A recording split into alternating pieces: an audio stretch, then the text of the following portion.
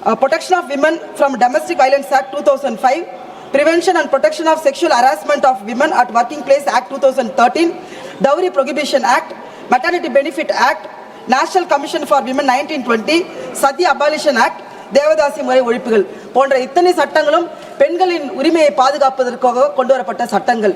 இதில் ஏதாவது ஒரு சட்டமாவது 2014 நீங்கள் ஆட்சிக்கு வந்திருக்கிறீர்கள். மத்திய அரசாங்கம், மோடி அரசாங்கம் 2014 இன்று வரையாவது ஒரு சட்டத்தையாவது பெண்களின் பாதுகாப்பிற்காக, பெண்கள் உரிமைக்காக கொண்டு வரப்பட்டது என்று இந்த அவையில் யாராவது சொல்வீர்கள் என்றால் நான் இந்த அவையிலிருந்து வெளிநடப்பு செய்ய தயாராக இருக்கின்றேன். அதே போன்று 2010ஆம் ஆண்டு இந்த அவையில் அன்னை சோனியா காந்தி அவர்கள் தலைமையில் விமன் ரிசர்வேஷன் பில் கொண்டு வரும்போது இந்த அவையில் எதிர் தரப்பில் அமர்ந்திருக்கின்ற அத்தனை பேருமே அந்த பெண்களுக்கான ரிசர்வேஷன் பில்லை தோற்கடித்தீர்கள், எதிர்த்தீர்கள்.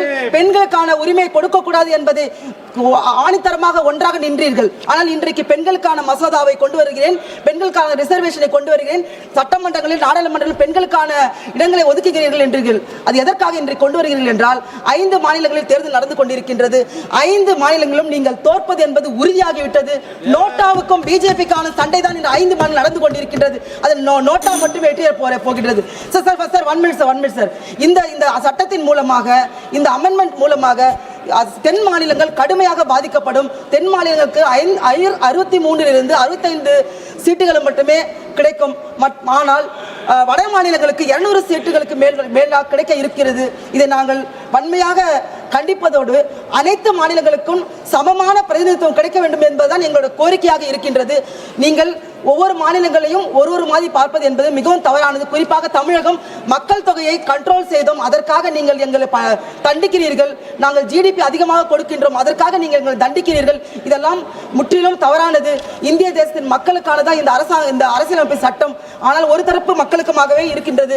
இந்த அமெண்ட்மெண்ட், இந்த மசோதா விமன் ரிசர்வேஷன் எஸ்டி தலித் பெண்களுக்காகவும், ஆதிவாசி பெண்களுக்காகவும், மைனாரிட்டி பெண்களுக்காகவும், ஓபிசி பெண்களுக்கான உள் ஒதுக்கீடு பற்றி எங்குமே கூறவே இல்லை. குறிப்பாக 2011ஆம் ஆண்டு எடுக்கப்பட்ட மக்கள் தொகை கணக்கெடுப்பின் மூலமாக 15 வருடங்களுக்கு முன்பாக எடுத்த கணக்கெடுப்பின் மூலமாக நீங்கள் இந்த மசோதாவை திருத்துவீர்கள் என்றால் இது மிகவும் அப்பட்டமானது. இது மிகவும் இந்தியன் கான்ஸ்டிடியூஷன் ஆர்டிகல் 82 வந்து நீங்க வயலேட் பண்றீங்க, மீறுகிறீர்கள். இந்த அரசியலமைப்பு சட்டத்தை மீறுவது என்பது உங்களுக்கு கைவந்த கலை.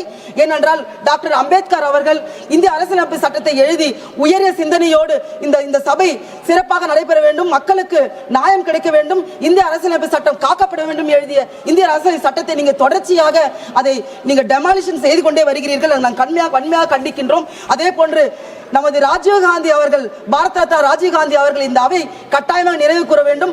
இந்தியா முழுவதும் இருக்க பெண்கள் நினைவு கூற வேண்டும். 33% இடஒதுக்கீடு உள்ளாட்சி தேர்தலில் பெண்களுக்கு இடஒதுக்கீடு கொடுத்து இன்றைக்கு இந்தியா முழுவதும் 15 லட்சம் பெண்கள் வந்து பிரதிநிதிகள் உள்ளாட்சி துறையில் பிரதிநிதிகள் இருக்கிறார்கள் என்றால் அது ராஜீவ்காந்தி அவர்களின் கனவு. தொடர்ச்சியாக காங்கிரஸ் பேரியக்கம், காங்கிரஸ் அரசாங்கம் காங்கிரஸ் அரசு பெண்களுக்கான அரசியலில் அதிகாரம் கொடுக்க வேண்டும், அவர்களுக்கான பங்களிப்பு கொடுக்க வேண்டும் என்று, அதிகாரத்தை கொடுக்க வேண்டும் என்று பல்வேறு தனங்களில் சட்டங்கள் ஏற்றியிருக்கிறார்கள். உள்ளாட்சி துறைகளில் வாய்ப்பு அளித்திருக்கின்றார்கள். அதனால் பெண்களுக்கான இந்த ரிசர்வேஷன் நாங்கள் கட்டாயமாக